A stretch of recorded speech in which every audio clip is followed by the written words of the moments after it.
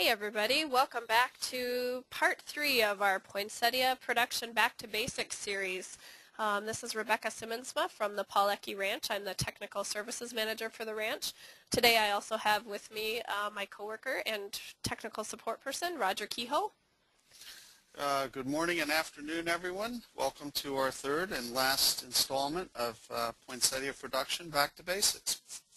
All right, thanks for joining us today. We're happy to have you with us. We're going to go ahead and get started real quickly here because we have a lot of information to present today. Before I do that, I do want to point out that you can hear us, but we can't hear you because there are a lot of people on the call today. If you do have questions, don't hesitate to ask questions using the question and answer toolbar to the right of your screen. We will address as many questions during this hour as time allows. If we have unanswered questions, those will be addressed via email after the session.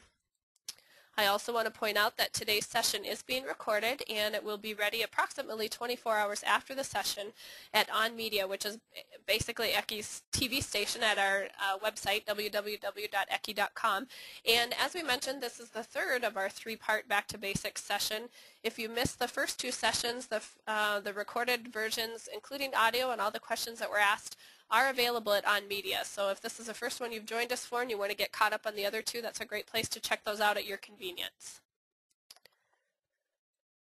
Okay, with that we're going to go ahead and get started, and we're going to go through kind of some different aspects of all of the finishing environment and culture and the finishing environment from the time from flower initiation until finish. And so I'm going to start with height control, and then Roger will walk us through other aspects of production. And hopefully we'll leave some time for questions. We'll have some scheduled stops in between for questions. So the first topic that we're going to talk about is height control. We're going to talk about both the need to control height with growth regulators and also possibly the need to increase height with products like Fascination.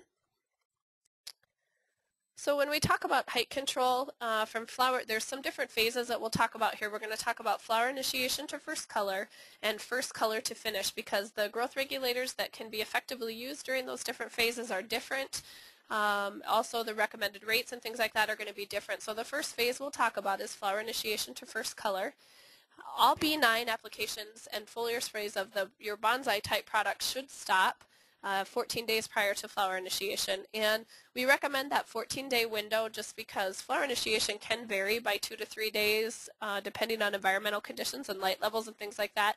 So while you may have an approximate idea of when flower initiation is, it can vary a little bit, and if you were to make a B9 spray right on top of flower initiation, it can delay initiation or it can have a pretty significant impact on bracts size. So to be safe, we always say that you should leave that window in there when all B9 applications are stopped. From flower initiation until first color, cyclocell is still acceptable under a wide range of conditions and at a wide range of rates.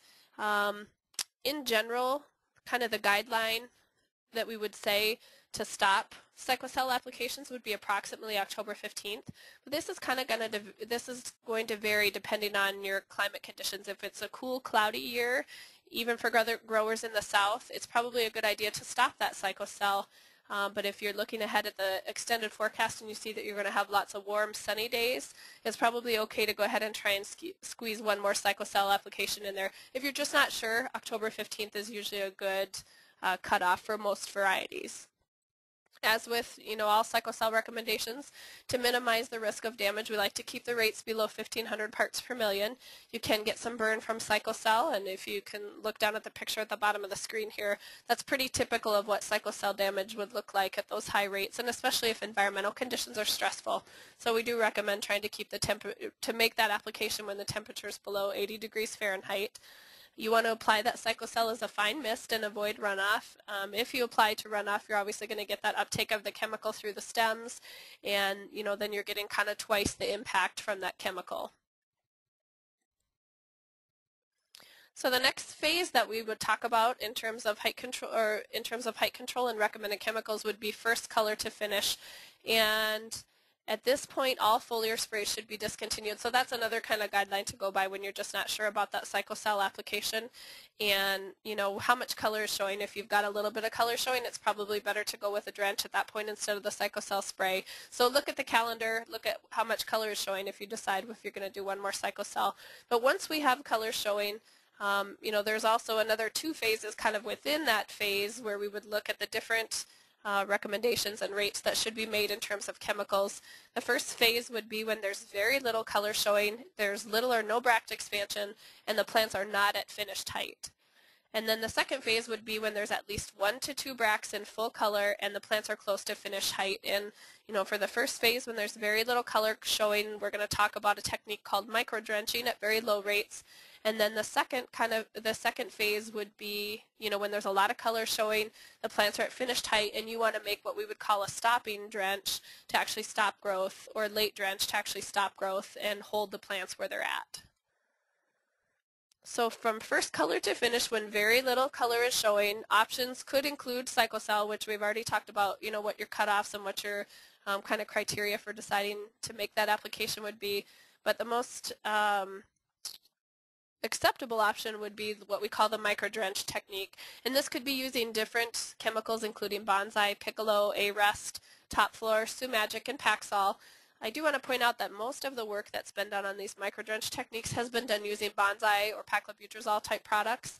And so as I go through this, I'll reference bonsai because that's what we have the most experience in with and what the most work has been done with that particular chemical. So when we look at, again, here, whether or not we would want to do a cyclocell spray, you're at this point where very little color is showing, but weather's still holding, so you think maybe you could get another cyclocell spray in. There are some advantages and disadvantages of using micro-drenches versus your cyclocell sprays. The advantages would be that there's less risk of phytotoxicity just because you're not applying anything directly to the foliage. They are more effective and have more residual control. Bonsai just in general and those paclobutrazole type products tend to have more residual control than cyclocell. There's less risk of reduction in bract size, and that's primarily because when you make a spray, you're concentrating a lot of that application to the growing tip and to the bracts themselves. When you make a drench, that chemical is coming up through the plant, and the last thing that it's affecting is the bracts, and so there is less of an impact on bract size. And in general, bonsai does tend to be more cost-effective than like your cyclocell sprays.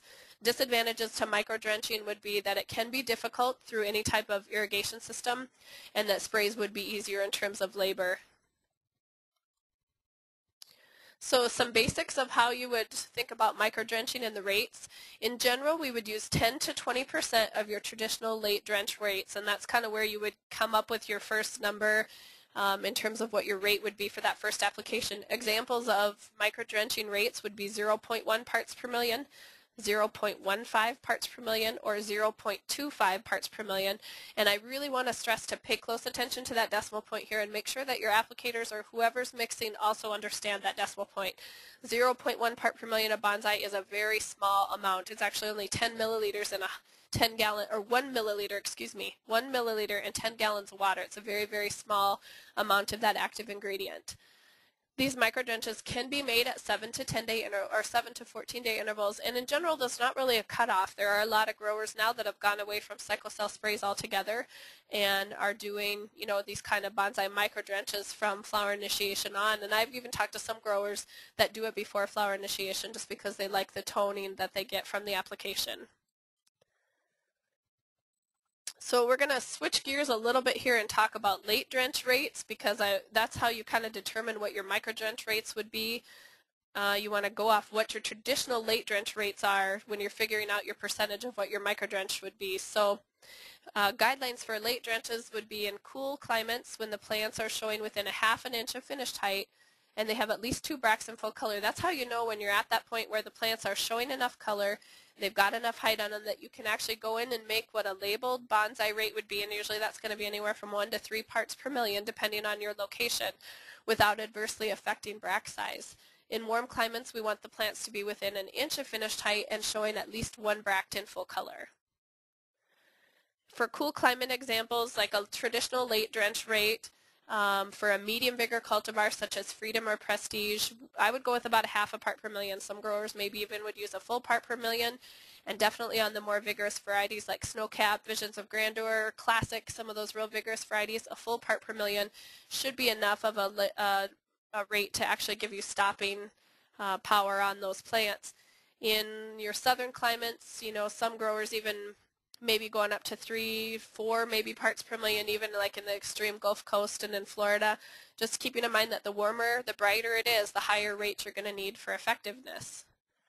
So now you take those late drench rates and what you typically are used to in your greenhouses to determine your micro drench rates. So in cool climates, medium vigor cultivars such as Freedom, where we're going a half to a quarter of what our traditional late drench rate would be, then we'd go with 0.05 parts per million or 0.1 parts per million. And again, that's either anywhere from a half a mil to a milliliter in 10 gallons of water. And then for more vigorous varieties, you can see you're going anywhere from a tenth to a quarter of a part per million there. So if you're just, if you're wanting to use this micro drench technique and you're not sure what rates to use, the message here would be to look at what you typically have experience with in the greenhouse when your plants have met that criteria to make the late drench rate, and then establish your micro drench rates accordingly.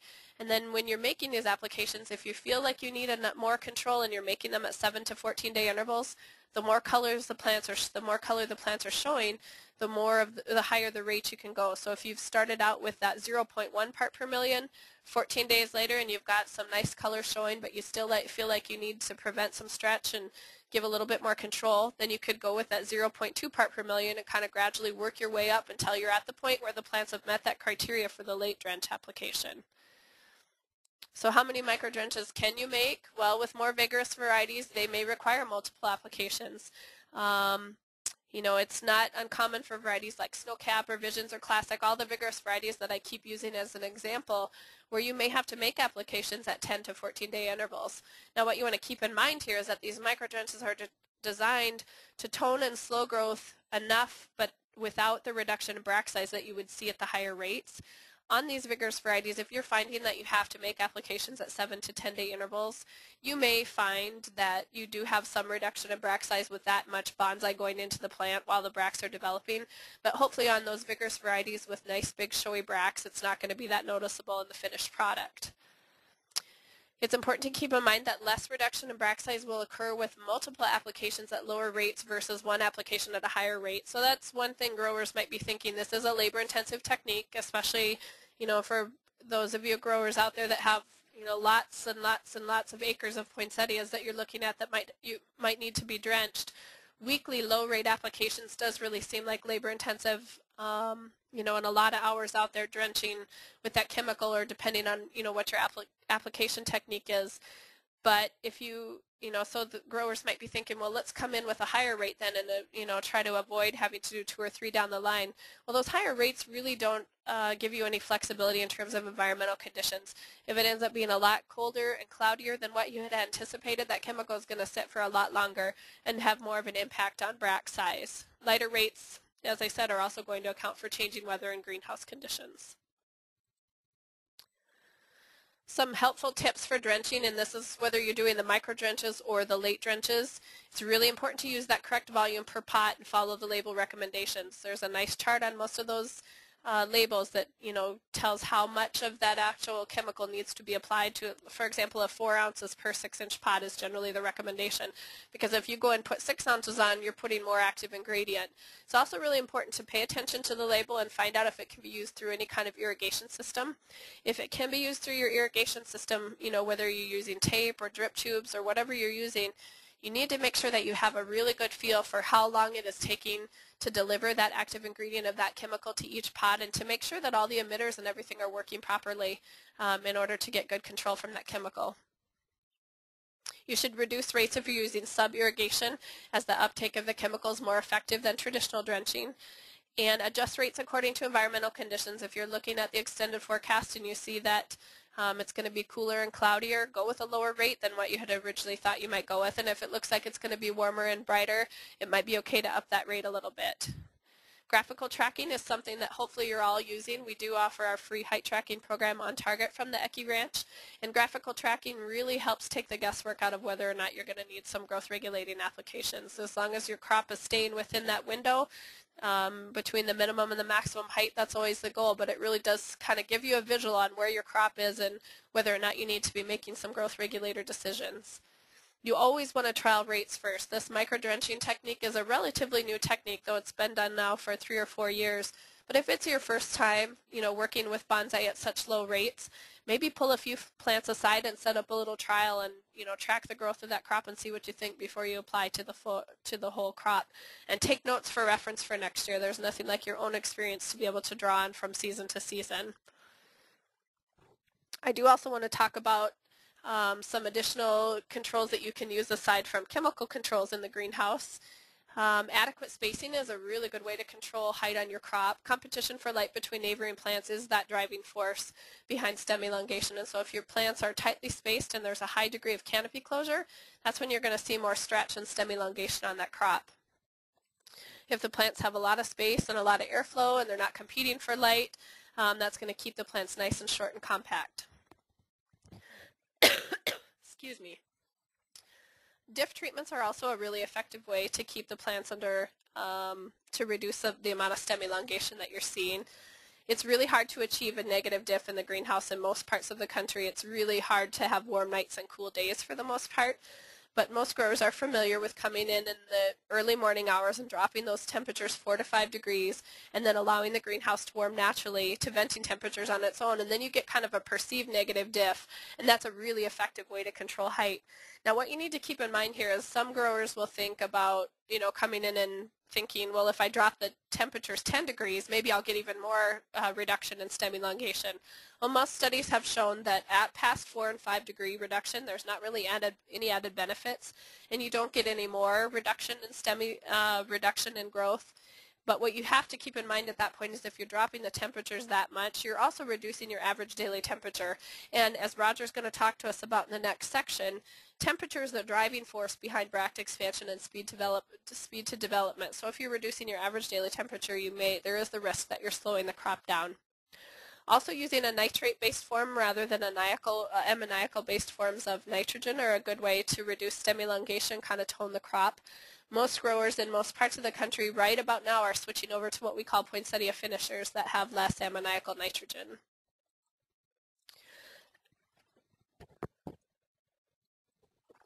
Okay, now we're going to switch gears a little bit here and talk about the need to get more height on the crop and increase stem elongation versus trying to slow that crop down.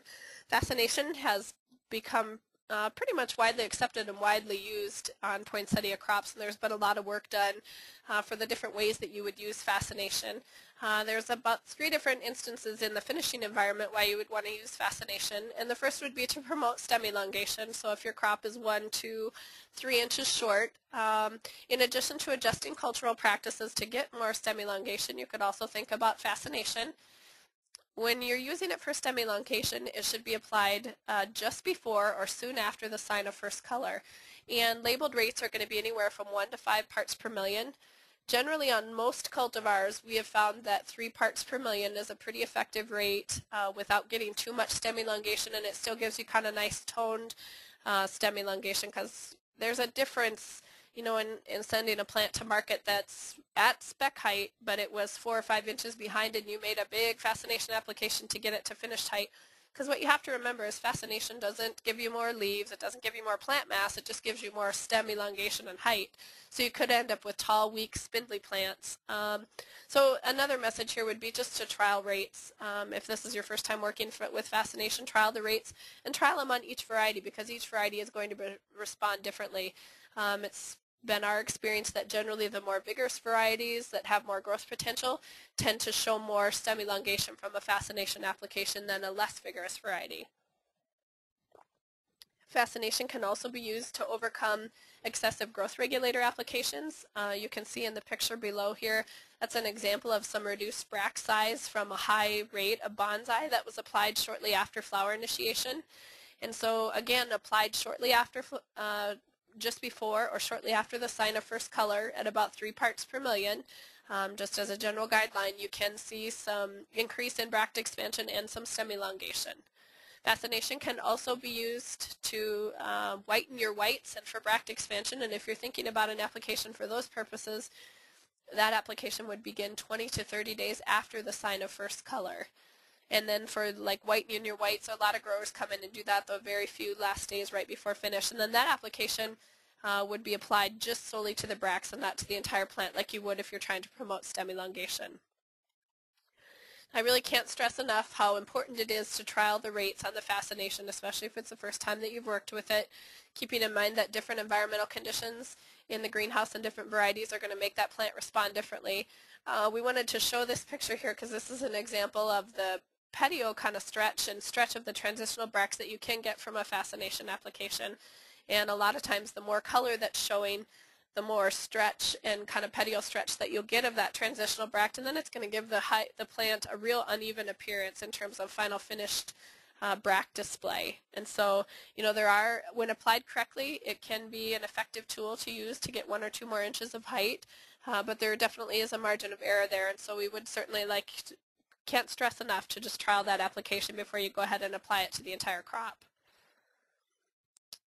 Before we wrap up the height control section, I just wanted to point out a couple of resources that are available to you.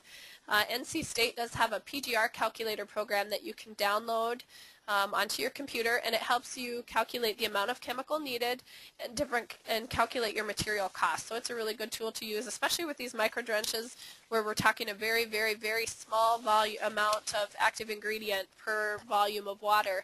It is a good idea to make sure that you've got those calculations accurate before you apply to the crop. As I mentioned, we do have On Target, our graphical tracking program, and that is a free program available to all of our customers, and hopefully you're taking advantage of that program. Okay, we do have some time for questions. Roger, while I'm looking through questions, do you have any additional comments? Yeah, in the use of Fascination, it seems that timing is everything. What the chemical does is it sort of exaggerates whatever the plant is doing at the time of application. So if you're at a period of stem elongation, you'll get longer stem elongation and longer internodes. If it's a time that the bracts are developing, you can get a larger bract. But you have to be careful. If it's at the time the cyathea are developing the center and you apply Fascination then, all you'll do is open up those centers and get a very unmarketable plant. So you have to be very aware of what the plant is doing at the time of application and make sure that your application rate and your timing are critically matched to the processes in the plant to get the effect that you want.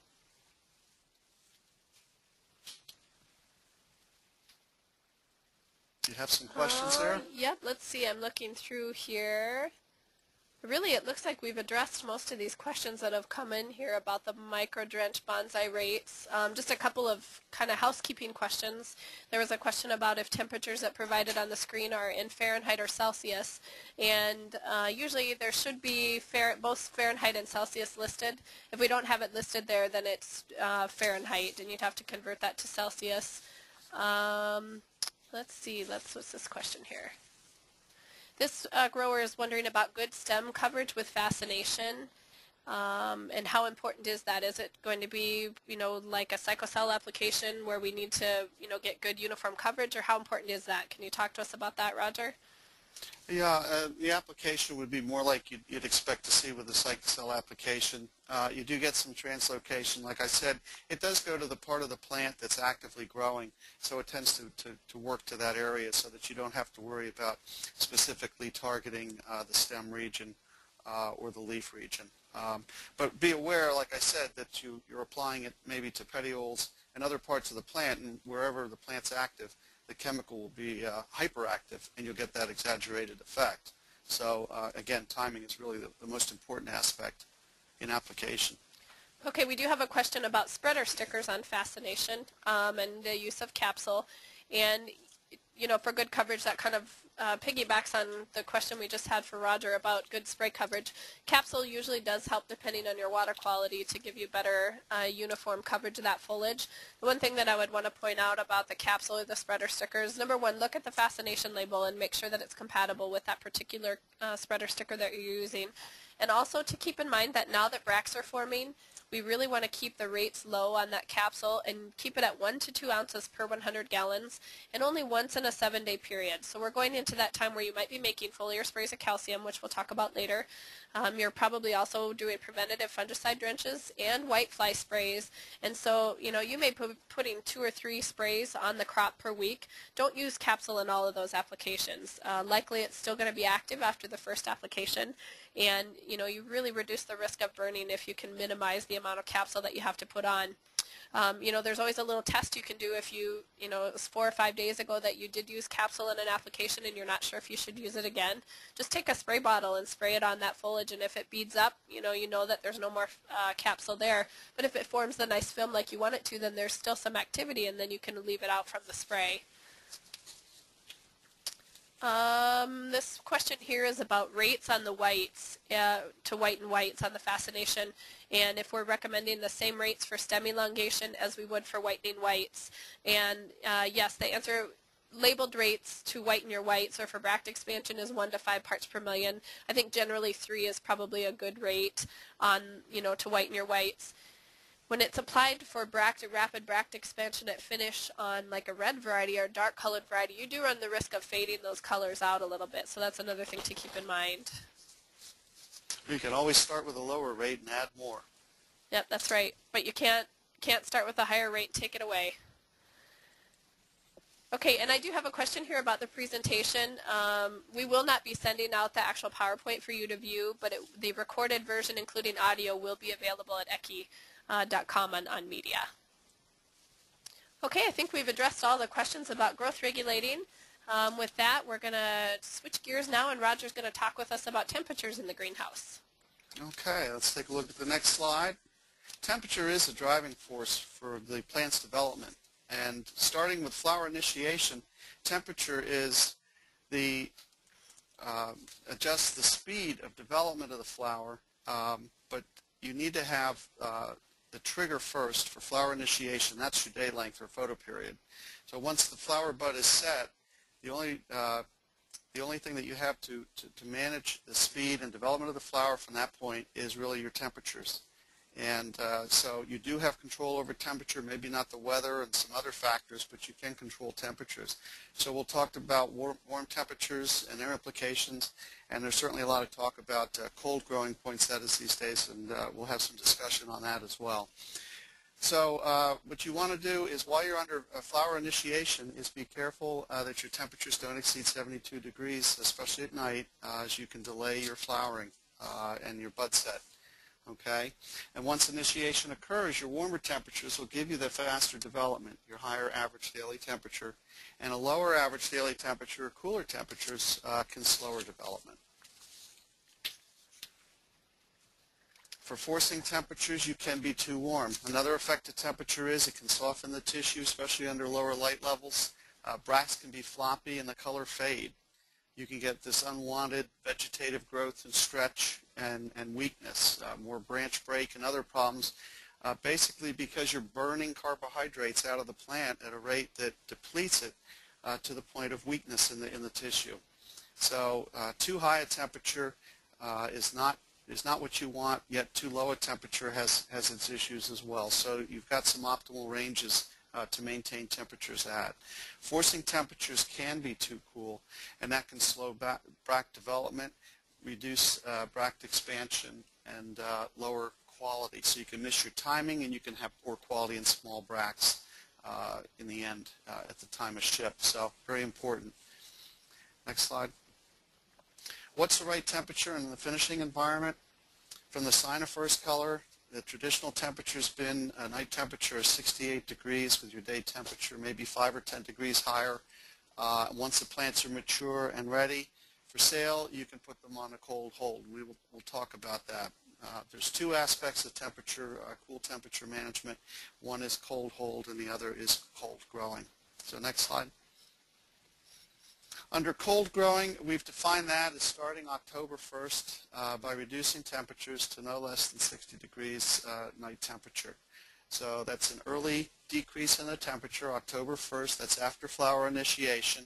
And as we've talked about in the other two sessions, part of the planning process is if you want to grow a cold crop of poinsettias, you need to select the right varieties that work in that program, and you need to schedule for it, which often means planting 1 or 2 weeks earlier to get the size that you need in the plant in the summer when the days are longer and the temperatures are warmer. Size the plant early and then finish cooler. And we have a complete list in the catalog and on our website of some of the better varieties that we have for cold grow programs. Then in November, You can drop the temperatures to 55 to 60 degrees as you reach your cold or reach your flower development rate that you're looking for. So when you get close to shipping time, of course, you can start to drop temperatures, and that may even improve quality somewhat.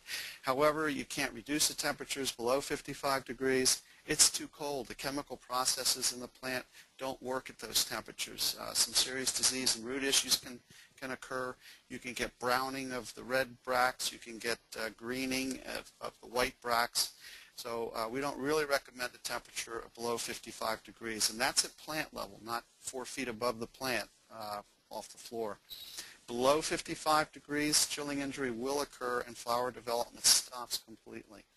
Take advantage of natural heat on sunny days to get the average daily temperature up so that you have an ADT of about 62 to 65 degrees Fahrenheit, which is 16 to 18 C. So your night temperature of 55 and your day temperature of 70 gives you a good adequate average daily temperature for proper finishing. In mid-November and December, once plants are mature and ready to ship, the temperatures can be reduced further for holding. So that's just an option, is to hold the plants at an ADT down at 60, so 55 night, 65 day. We'll put them on a very slow development rate. But you've got to be careful that you don't build high humidities. You want to keep the air dry. You need horizontal airflow, or you might get some brown whites, as you see in the photo. And those little specks are from botrytis spores germinating. So you've got to have a dry environment. Adjust your watering and your feed schedules at the lower temperatures. The plants aren't doing much. They don't need a lot of fertilizer salts, and they don't need a lot of water to finish and grow properly. So next slide. So a cold hold technique is another technique that you can grow, and many growers have used this for a number of years. Finishing the crop, normally we'll say a normal flower date of November 15th to 17th, and you want to hold the plants for a week or 2 weeks. You drop the temperature to 50 to 55 degrees for up to 2 weeks before moving into the post-harvest or sales environment. But you have to be very careful to do this. Make sure that you have a healthy root system. Make sure that you don't have heavy botrytis pressure. Make sure that the plants are strong, and it is a stress. So you want to make sure that you've got good, strong plants prepared for that stress of cold temperature. Next slide. Okay, we've talked about flower development speed. A couple of years ago, put together a bract meter, which is a tool just to help know where you're at and how to get to the proper timing in the finish. So if you look at this chart, which is available on the website, it's also in our catalog for 2009 as a handout or as a slide out of the catalog, a nice chart that's available to help you monitor the progression of your color over time and manage your temperature so that you know if you're too green or too red.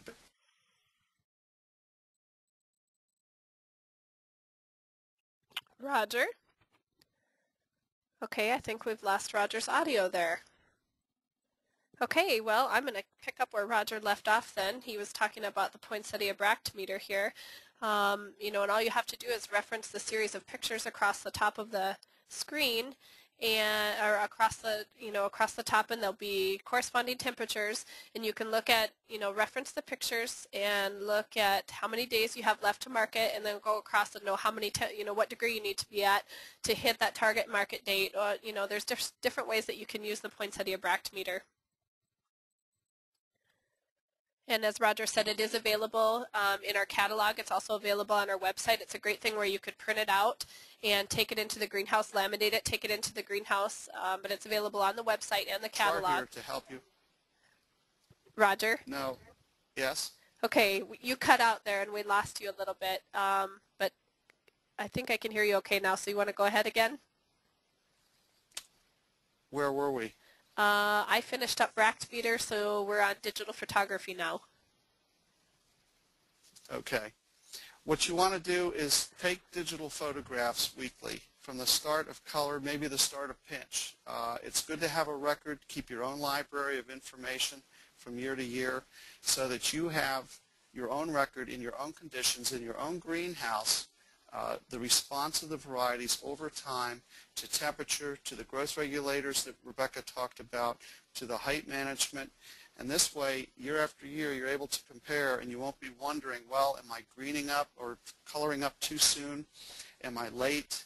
Am I tall? Are the bracts as big as they usually are? Keep track of these color progressions, keep track of the height, and keep track of the development of the crop after pinch, so that you've got a good record in-house of your own production over time. Okay, we've got some time for questions. Sorry about that, everyone. Hopefully we didn't interrupt the presentation too much. Many of you probably don't know this, but I'm in South Dakota and Rogers in North Carolina when we give these presentations, and so minor glitch there, but I think things are moving along now. We do have some questions that have come in about the Bract meter specifically. This question here is asking about the particular pictures and series of progressional photos that were used and what kind of growth regulating was applied to those plants. You know, how do you factor that in, because growth regulating is going to reduce bract size, and if growth regulating was used on those plants that were taken in those photos. I can actually answer that one.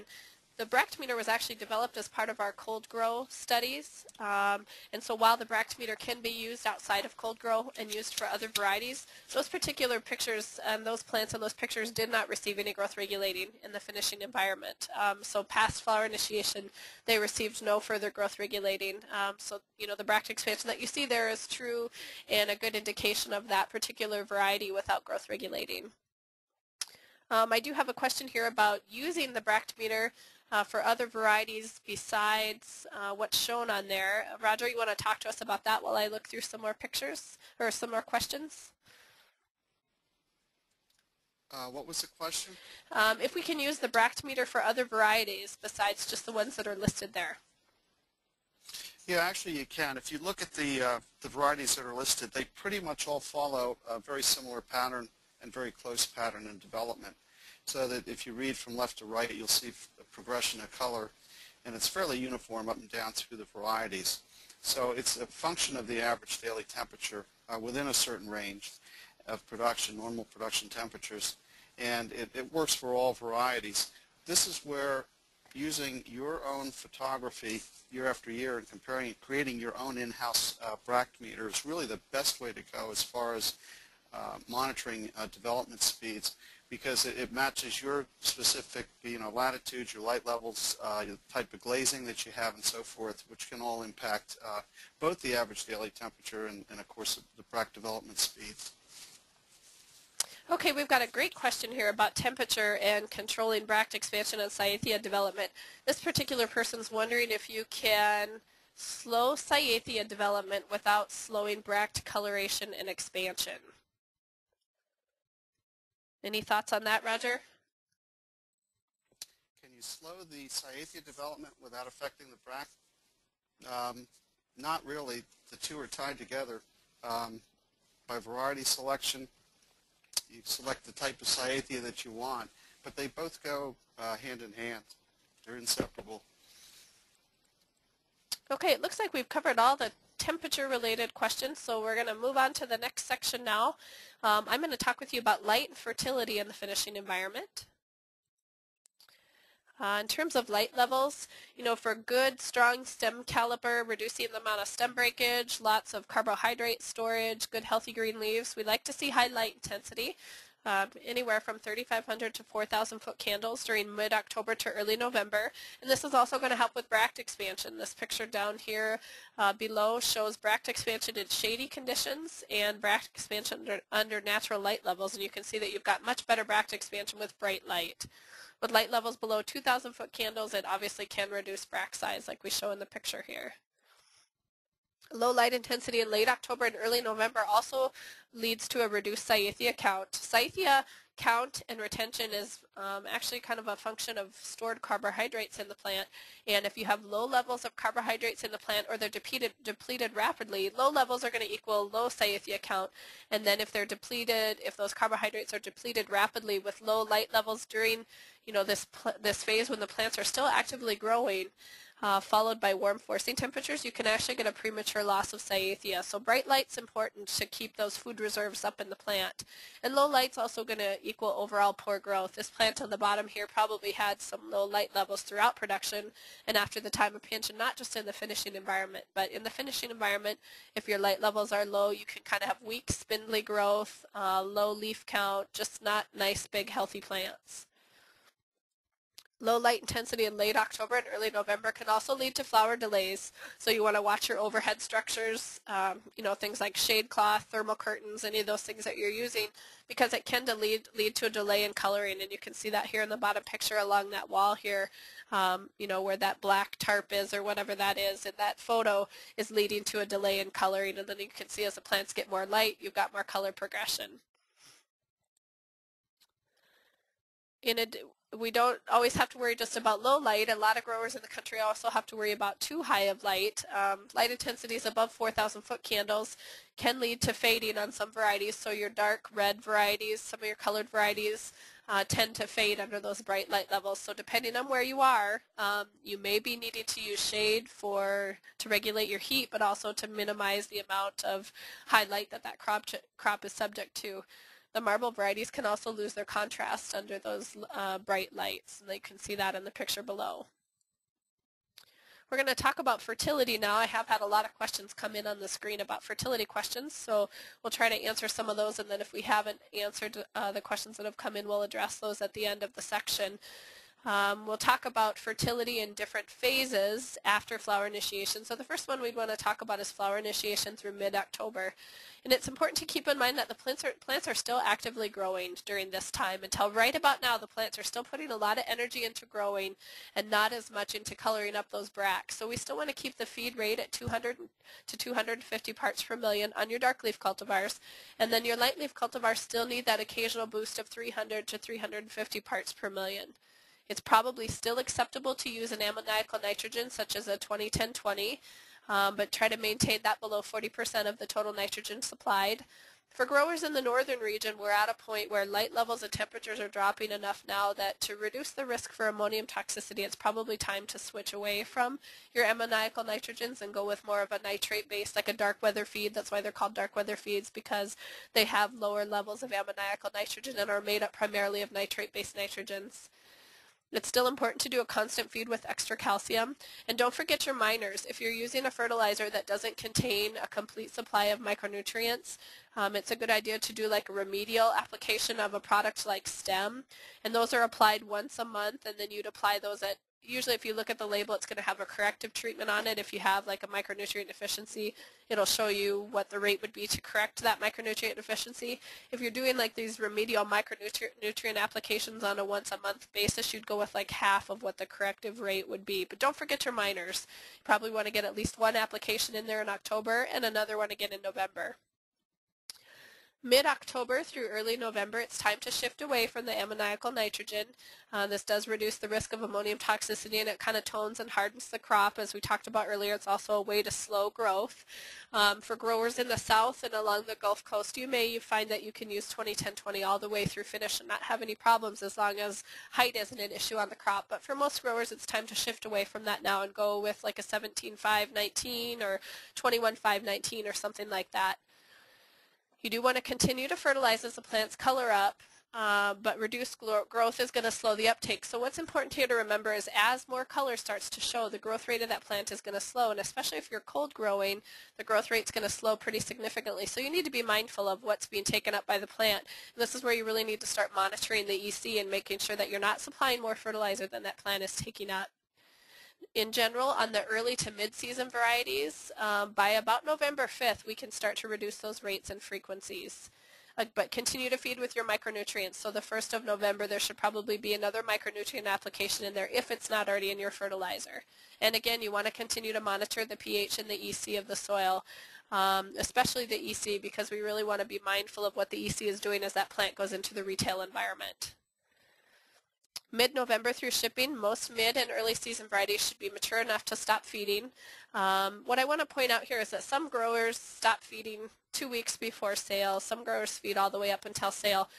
The reason that we would even talk about stopping fertilizing is because the plant is using less fertilizer, and we're trying to keep that EC down in the soil. If you send that plant to retail or to the homeowner's environment with a high EC, in general, we know that retailers and homeowners tend to keep those plants on the drier side, or what's drier, than optimum for that plant. And if the EC is high, we're going to burn the roots, burn the leaves, and you're going to end up with reduced post-harvest quality. So the goal is to really have kind of a low fertilizer charge in the soil when that plant goes to retail and to the homeowner's environment. So depending on what kind of EC you've maintained throughout production and what your fertility regime is like, if it's already on the low side and you can maintain it low and continue to feed, then go ahead and continue to feed. But if it's on the high side and we need to start dropping that, then it's probably time to start backing off on the rate and the frequency.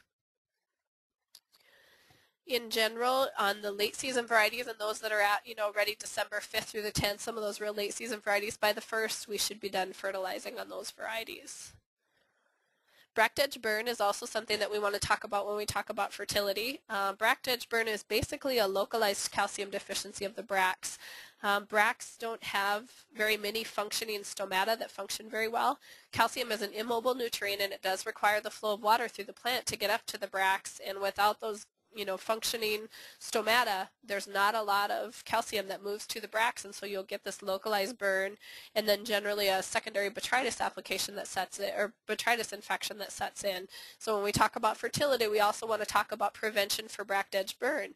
Prevention for bract edge burn is through weekly foliar sprays of calcium starting at the first sign of color, and those applications are applied all the way through finish or till the first sign of anthesis or pollen shed.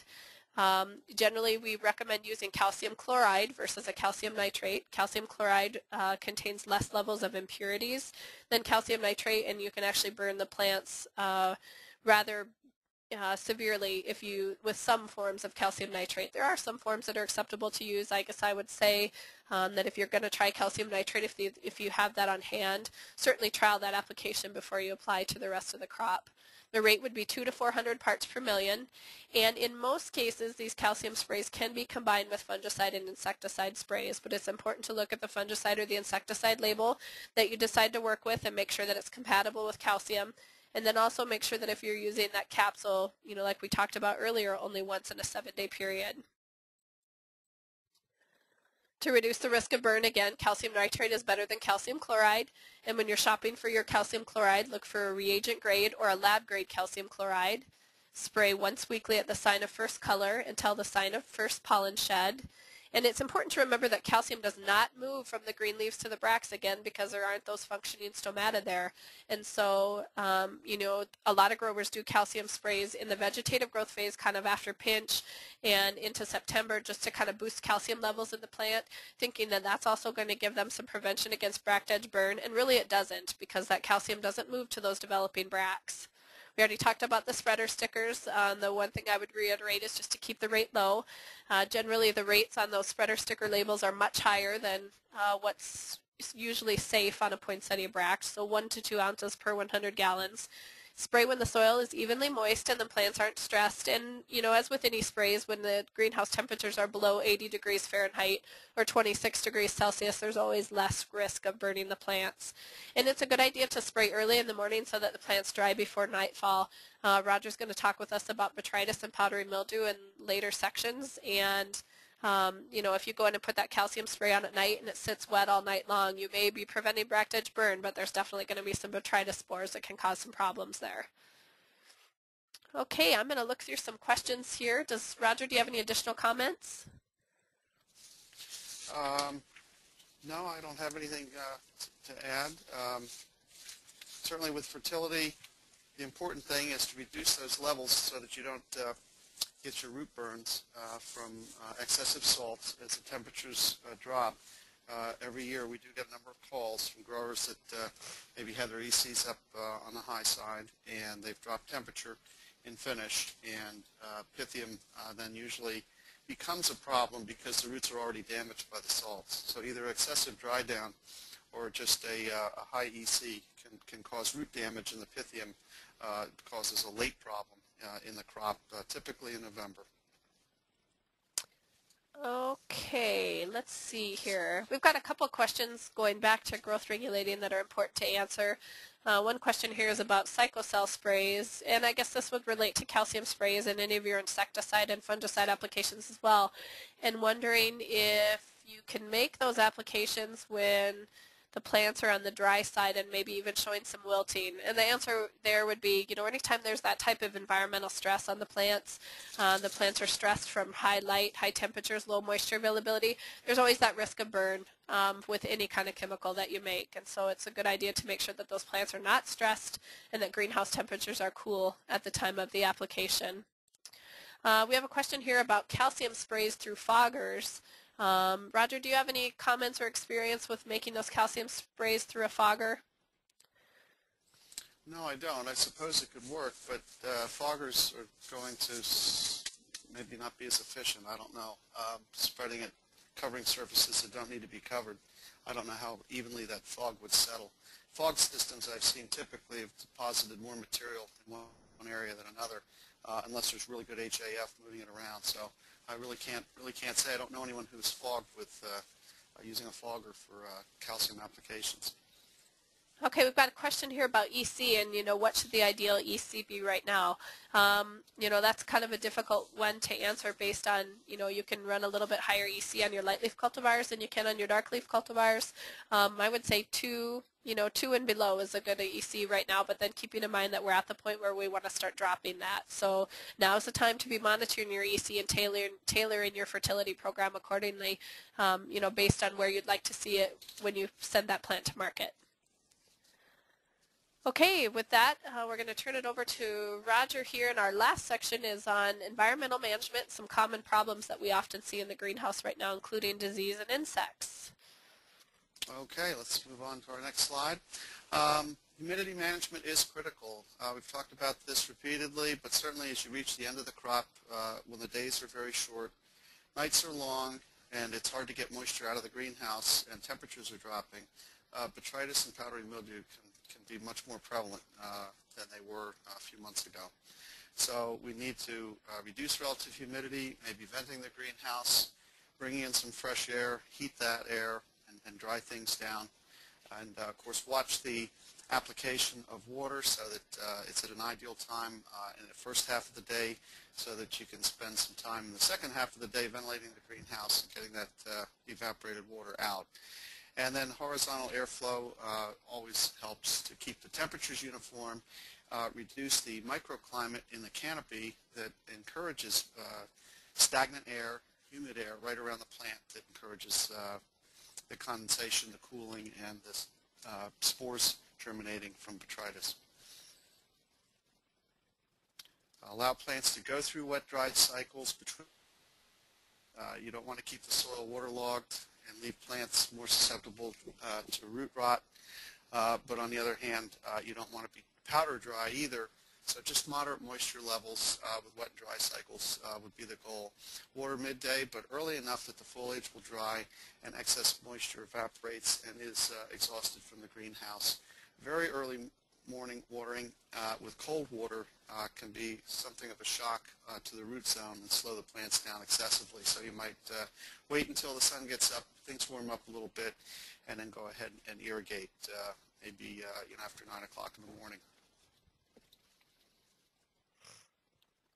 Some common physiological disorders that we see. Every year we do get some calls on these. Splitting. It can be caused by low temperatures. There are certain varieties that are more susceptible than others. Also, single stem crops tend to be more likely to split. As the leaf count on the stem increases over 18, 20 leaves on the stem, there's more likelihood as that number increases that the tips will split. And certainly some varieties are more susceptible than others. But splitting is a detriment, of course, and especially in the early stages, you end up with the 3 shoots coming out as if it's pinched, and generally a very open appearance to the bracts.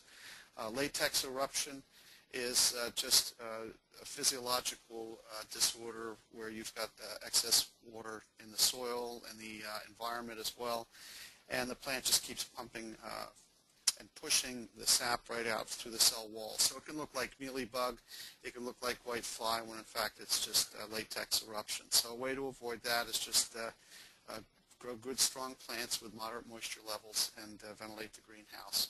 And the leaf distortions, there's many different ones that you can get. They can be chemical, they can be just physiological from the environment, rapid drying from the leaf under bright conditions. Wind and air movement can add to that, so just maintaining a good environment with minimum stress on the plant will minimize the amount of leaf distortion that you see. And again, some varieties like pinks are more susceptible to that type of damage. Okay. And splitting again can occur, you can see in the Cyathea late in development, and it opens the bract up, especially as the Cyathea tend to elongate as they mature. One thing you can do, the late drenches of bonsai will help keep those centers tight if they're applied before they open, just before they open. And that can be a good tool without really reducing the bract size. It's, again, a late application of bonsai to help hold the centers together. So the key to this would be to avoid splitting, and that is done by good temperature management, variety selection, and good planning for culture. So we're certainly here to help with that, and if you have seen that before or continue to have problems with it, we'd be glad to help you and walk you through some protocols that will help prevent splitting late in production. Phytotoxicity burn, it just happens. It can be scorch, just again, especially in the south, even at this time of year, there can still be some burn as the environment may go from some cloudy days to some very bright, windy, dry days. Pollution damage can be an issue. It could be from poorly vented heaters, certainly as we're starting to close our greenhouses up more now, and we're heating more. Be sure to have your heaters checked for good ventilation, particularly to get the ethylene out. Also, treatments to the floor or the area with fluorine or other volatile chemicals can get into the atmosphere in a greenhouse, and poinsettias can be very sensitive to that. Usually, the applications tend to be locally severe near the point of application. So the air pollution from heaters, though, is pretty widely spread usually throughout the greenhouse. Bract reduction, that can be from excessive growth retardant application at the wrong time, as Rebecca talked about before. And you can also, you can see in the bottom right-hand photo, delayed bract development through the use of chemicals, especially with cooler temperatures at the wrong time, and keeping those bracts small and they underdevelop.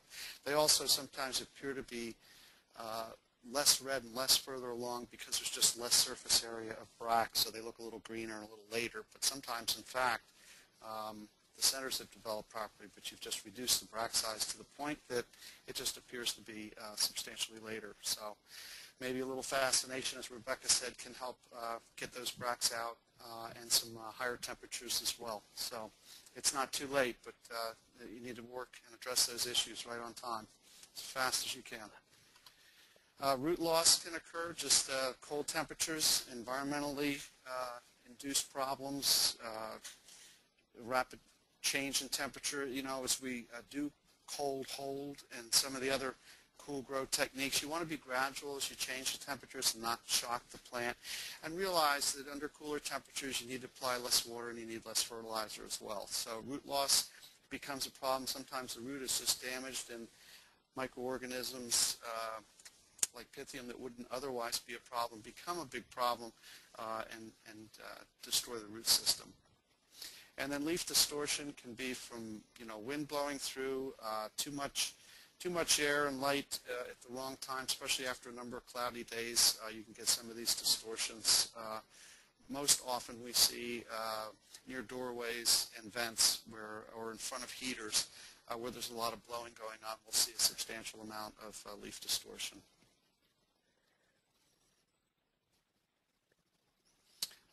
Great photo there on the left of heat delay. You can see the green plants right in front of the heater.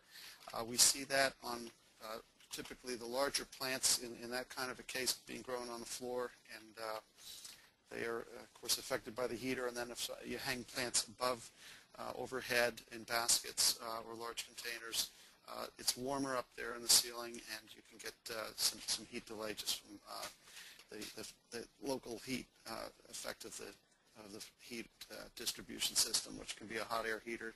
Even boilers and pipes, with hot water can cause that kind of an effect. So it's important to look for patterns in the greenhouse and learn where those areas are and avoid using them. One of the effects can be just abortion of the tips you see there on the right on blind shoots. So kind of weird and certainly destructive and reduces the quality of the crop or makes it unsaleable altogether. For disease, preventing disease problems, prevention's the key. Sanitation, always need to be clean. And again, moisture management, watering early in the day, allowing the foliage to dry, and keeping your humidity low, using HAF for good air distribution. And you can apply preventive foliar sprays and drenches. We do have some good information on our website for our federal disease control chart. List some chemicals and some options that you have. But just having a good soil structure with good porosity, you certainly appreciate that as you could move into November, and you've got good drainage. All these things are important to just prevent a disease problem. If you recycle water, you want to make sure that your sanitation system for recycling water is well maintained, especially now, because as the temperatures change, for some reason, many of the diseases become more prevalent as the crop matures and finishes. Botrytis, number one problem late in the crop.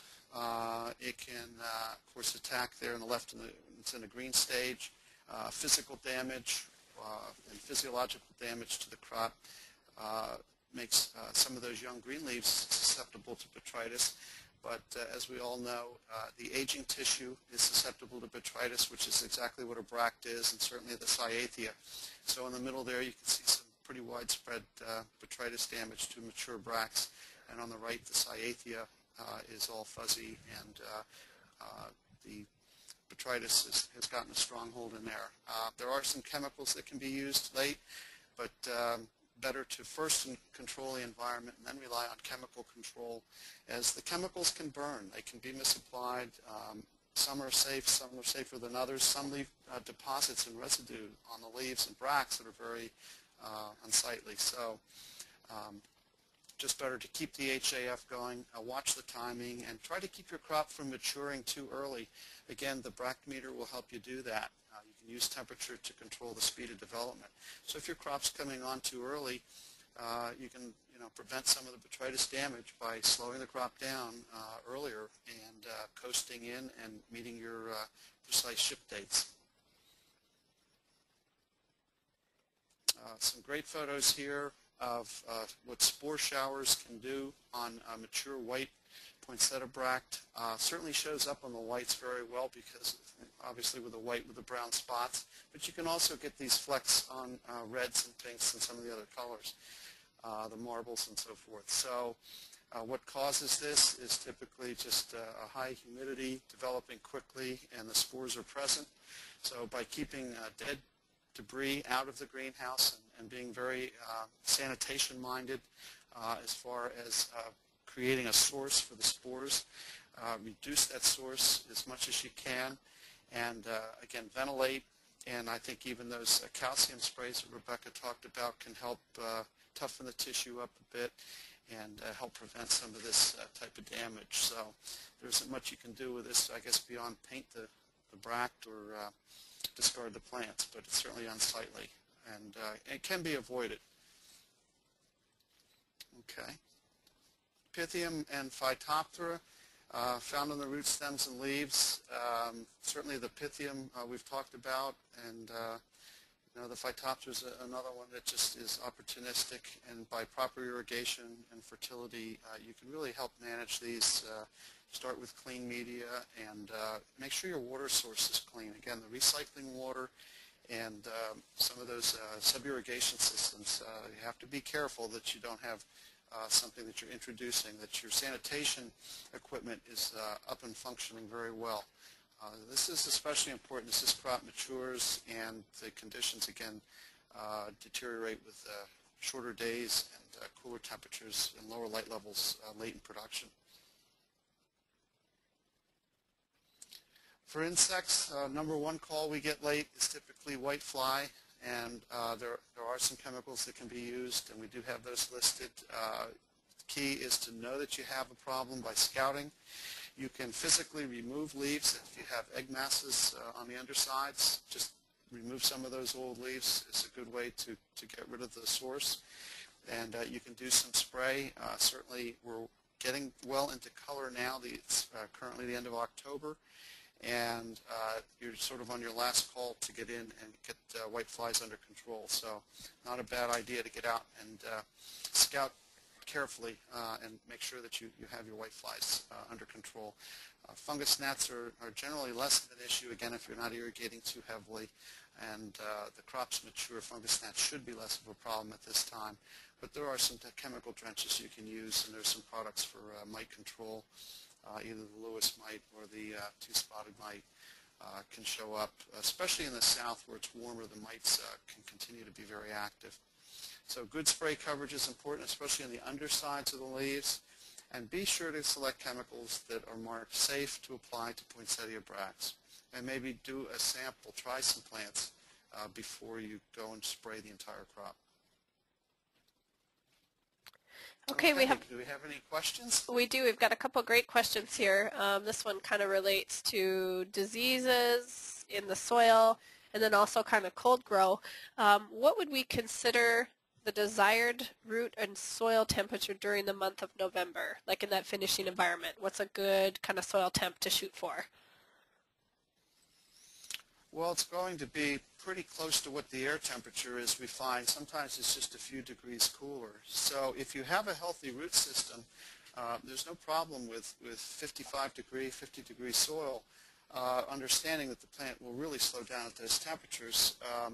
But it's a very good question, because if you feel that your crop isn't very strong or your root systems have been compromised, you can always just use a warmer temperature. It may not be the cheapest option, but it's certainly better than discarding plants and allowing the disease to take over. There are some chemicals that can be used for the disease management, but you can always go to a warmer temperature if you need to, if you're afraid that your roots are suffering. But 50, 55 degree, 60 degree soil temperatures are okay at that stage, as long as your crop is fully developed. So if you're talking about early November versus time of ship maybe late November, certainly you want to have the soil warmer early in November and maybe be running 55, 60 degrees at that time as a minimum. And then of course in the daytime you'd probably find your soil heating up to somewhere in the 60 degree range. Okay, we've got another good question here. Lots of questions have come in now about insecticide and fungicide recommendations for open bracts. There are a number of chemicals that are labeled that are safe to apply to open bracts in terms of both fungicides and insecticides. A great reference, if you've not checked it out before, would be our federal disease and insect charts on our website. They kind of call out if there's any warnings on the label, if it can be applied to open bracts. We've got a question here about what would be a good chemical for botrytis prevention. A couple chemicals that I could mention off the top of my head would be Decree and Heritage. Those are two chemicals that a lot of growers have used successfully without spotting on the bracts.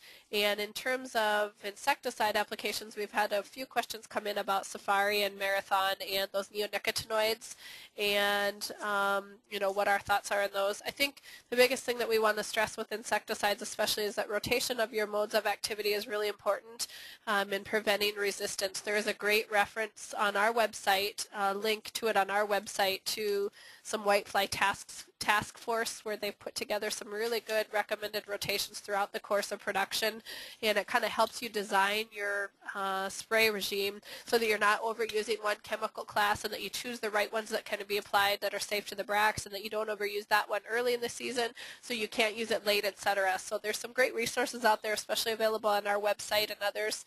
And always read the label. That's the most important thing that we can stress is, read the label. Labels do change from year to year, and oftentimes they come out with supplemental labels too. So refresh your memory with those labels every year and make sure that you're, making sure that you have the latest recommendations. Well, it looks like we are out of time for today. Quickly before we end the session, I just would point out again the resources we do have available at ecchi.com. We have over 70 technical documents related to poinsettia production at ecchi.com. We also have Onboard, the industry's largest community of online growers. It's a great place to get technical information 24/7 during the poinsettia season.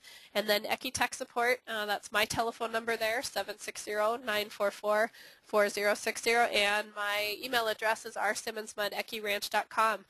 Don't hesitate to email me or pick up the phone or post your question on Onboard if you have any questions. Okay, that's all we have for today. With that, I would like to thank you from the entire staff at the Ecchi Ranch for joining us for these 3 Back to Basics poinsettia sessions. We hope that you found them useful and informative. Remember that they are online for you to view at your convenience. The presentation, including the audio, is there, and so don't hesitate to go back and take a look at those presentations, or let any one of the technical staff at the Ecchi Ranch know if you need any help. That's what we're here for. Any last comments, Roger? Yeah, I just want to say good luck to everyone. Have a very successful selling and shipping poinsettia season. All right, everybody. Thank you. Bye-bye.